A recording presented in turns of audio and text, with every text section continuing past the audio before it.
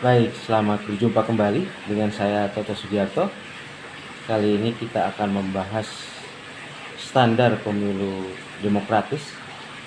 Jadi ada penelitian internasional IDEA dan hasilnya adalah sebuah standar pemilu demokratis. Mereka membuat poin-poin bagaimana suatu pemilu di suatu negara itu bisa dikategorikan sebagai pemilu demokratis. Yang pertama adalah adanya strukturisasi kerangka hukum. Jadi pemilu demokratis tentu saja merupakan pemilu yang dilandasi oleh hukum-hukum yang ajak. Tanpa adanya hukum tentu saja pemilu itu akan sulit demokratis karena nanti akan ada upaya kekuasaan yang katakanlah berupaya untuk memenangkan kontestasi tersebut begitu. Nah, di Indonesia misalnya kita punya undang-undang tentang pemilu, undang-undang tentang pilkada, ya. Kemudian ada PKPU, ada Perbawaslu, dan ada aturan-aturan lain yang mengatur tentang pemilu.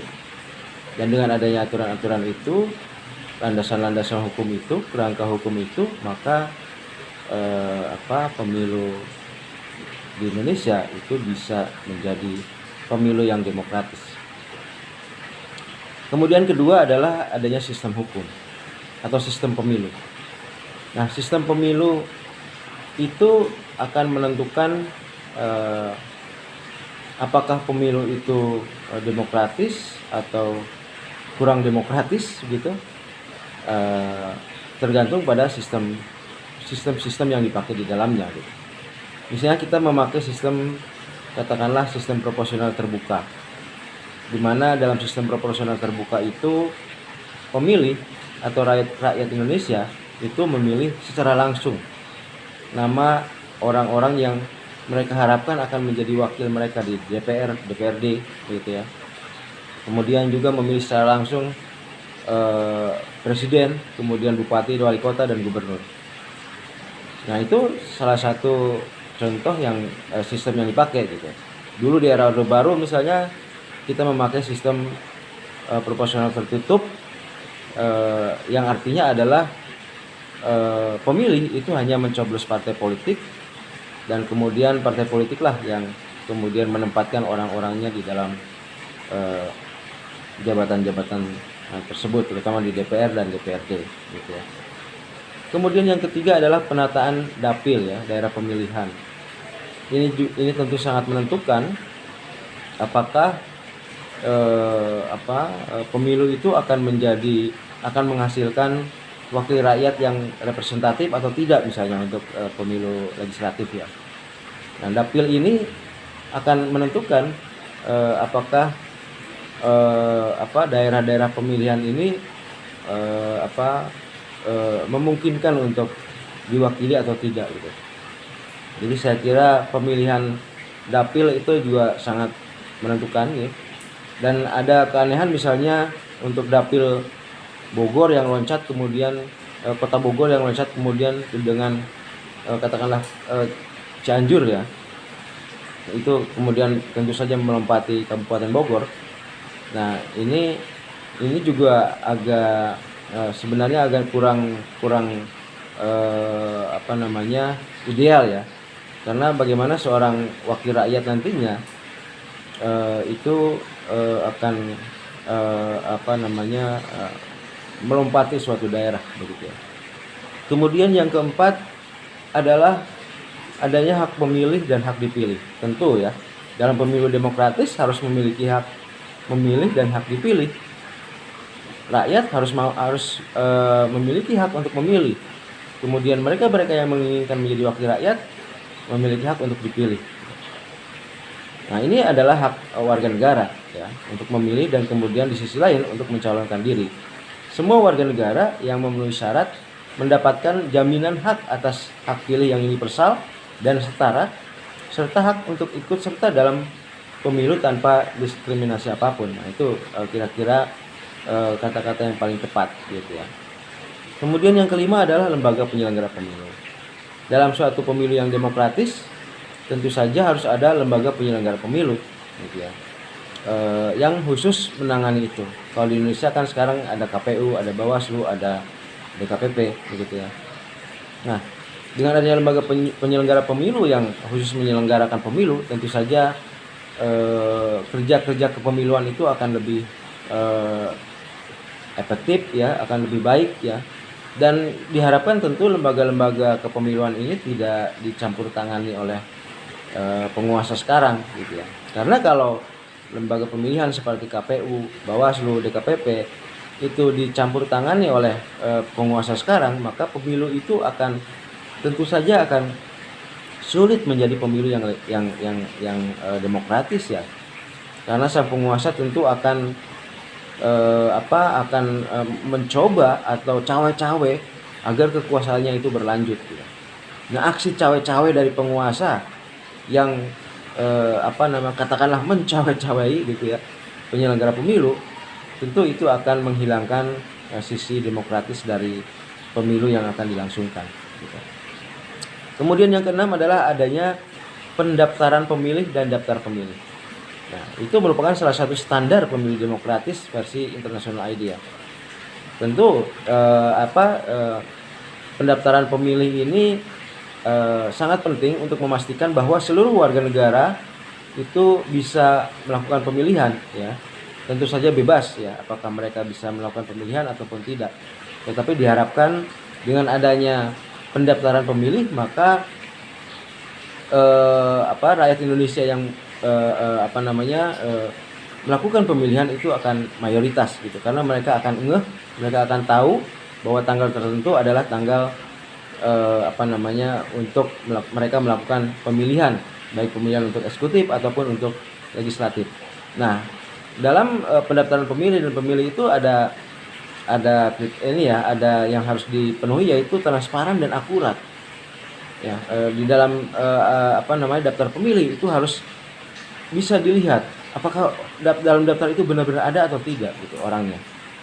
Itu kemudian melindungi hak warga negara ya yang memenuhi syarat untuk mendaftar.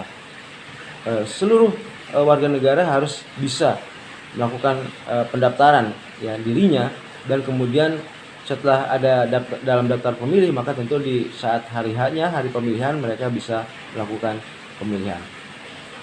Nah, ketujuh adalah adanya akses suara bagi partai politik dan kandidat.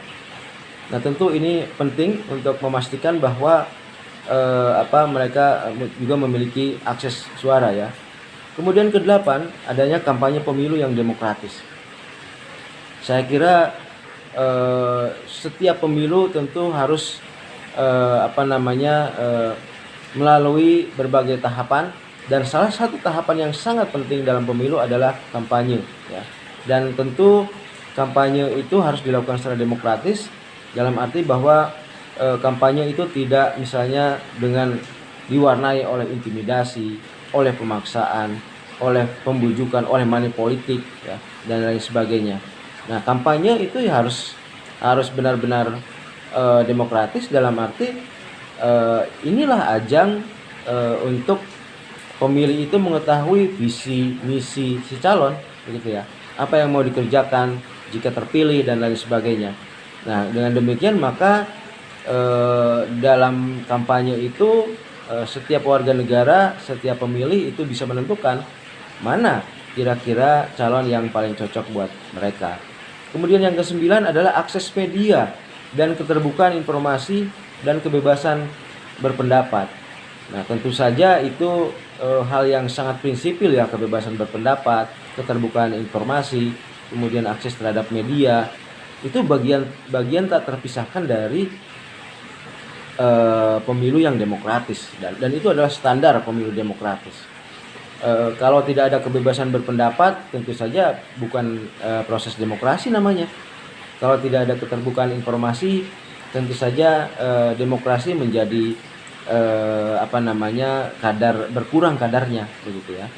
Nah, dengan demikian maka kebebasan informasi dan kemudian kebebasan berpendapat itu menjadi salah satu standar penting dalam pemilu demokratis. setiap orang bebas berpendapat, termasuk juga tentu para mereka yang ingin berlaga di dalam kontestasi pemilu itu tentu saja dibebaskan untuk berpendapat apapun juga, begitu ya. Nah, kemudian yang ke-10 adalah adanya dana kampanye dan pembiayaan kampanye. Ini seringkali menjadi sebab tidak adilnya demokrasi. Kalau tidak ada katakanlah dana kampanye dan kemudian laporan dana kampanye. Karena itu setiap dana kampanye tentu harus disertai dengan laporan dana kampanye. Ini akan menjamin bahwa pemilu itu lebih demokratis, lebih adil ya. Dalam arti bahwa tidak ada kandidat yang memiliki sumber dana luar biasa karena misalnya didukung oleh konglomerat misalnya, sementara di sisi lain banyak sekali kandidat yang tidak memiliki dana untuk running dalam pemilu. Nah, karena itu dana kampanye dan laporan dana kampanye adalah dua hal yang harus terus dilekatkan agar kemudian muncul keadilan dalam pemilu yang sedang berlangsung. Kemudian yang ke-11 adalah pemungutan suara. Ya, tentu saja ini inti dari pemilu itu sendiri. Standar pemilu demokratis adalah adanya pemungutan suara. Tanpa itu tentu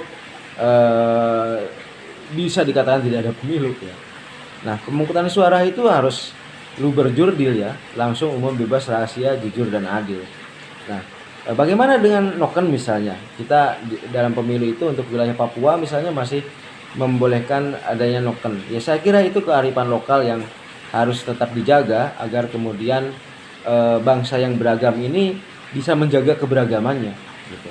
Saya kira mungkin dari sisi langsung, umum, langsung, bebas, rahasia, itu mungkin sistem noken itu tidak terlalu memenuhi syarat, karena sistem noken itu kan diketahui pilihan seseorang itu apa, itu akan dimasukkan ke dalam noken tertentu yang itu adalah katakanlah suatu kekuatan partai politik tertentu atau apa gitu.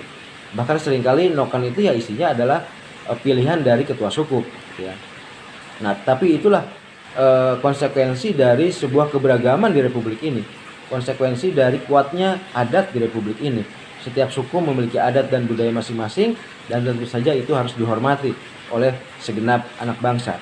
Dan saya kira keberadaan noken itu justru memperkaya pemilu kita, bahwa pemilu kita memang memakai pemilu yang modern dengan standar yang demokratis, tetapi untuk kalangan tertentu yang masih menjaga nilai-nilai tradisionalnya, itu masih dibolehkan begitu.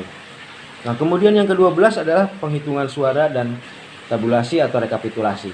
Saya kira ini bagian yang sangat penting, penghitungan suara dan rekapitulasi, karena disitulah pemilu yang jujur, pemilu yang adil itu akan dipertaruhkan gitu.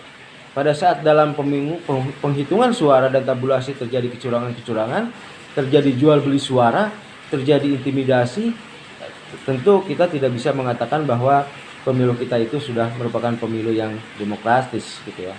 Pemilu kita adalah pemilu yang demokratis jika dalam penghitungan suara, dalam rekapitulasi, dalam tabulasi itu bisa dilakukan secara jujur, adil, terbuka ya, dalam arti transparan bahwa siapapun bisa menyaksikan proses yang sedang dilangsungkan tersebut gitu. Kemudian yang ke-13 adalah peran keterwakilan partai politik dan kandidat. Ya, tentu saja ini bagian terpenting ya. Partai politik dan kandidat itu sendiri merupakan isi dari demokrasi itu sendiri gitu. Pemilu legislatif misalnya berbasis kandidat, tetapi yang diusung oleh partai politik. Sama juga pemilu presiden, wakil presiden, dan juga kemudian pemilu gubernur dan pemilihan gubernur dan pemilihan bupati wali kota juga seperti itu. Oke, kemudian yang ke-14 adalah adanya pemantau pemilu. Nah, ini penting bahwa pemilu kita diawasi ya, selain oleh pengawas negara yaitu Badan Pengawas Pemilu, juga diawasi oleh rakyat. Nah, inilah para pemantau ya yang ikut melakukan pemantauan jalannya proses demokrasi dari mulai tahapan pertama sampai ke tahapan kampanye, kemudian tahapan coblos dan kemudian tahapan pungut hitung, dan kemudian terakhir adalah tahapan tentu saja pengumuman hasil pemilu itu sendiri begitu. Semuanya itu harus terpantau oleh publik. termasuk oleh para pemantau. Nah, kita misalnya sejak era reformasi memiliki lembaga-lembaga pemantau yang selama ini selalu siap untuk mengawal berbagai proses, berbagai tahapan dalam pemilu atau pilkada yang dilangsungkan. Dan kemudian yang terakhir adalah kepatuhan dan penegakan hukum pemilu. Nah, itu adalah poin ke-15, poin terakhir, bagaimana dalam setiap proses dalam tahapan pemilu itu setiap penegak hukum, ya, setiap penyelenggara, kemudian rakyat itu patuh, ya, terhadap hukum yang sedang berlaku, dan kemudian semua proses itu sesuai dengan hukum yang sedang berlaku. Baik, saya kira itu standar pemilu demokratis yang ini adalah produk dari International IDEA, dan saya pikir ini sangat penting dalam melihat apakah pemilu kita itu demokratis atau tidak. Baik, saya kira cukup untuk pertemuan kita kali ini. Terima kasih dan jangan lupa like dan subscribe.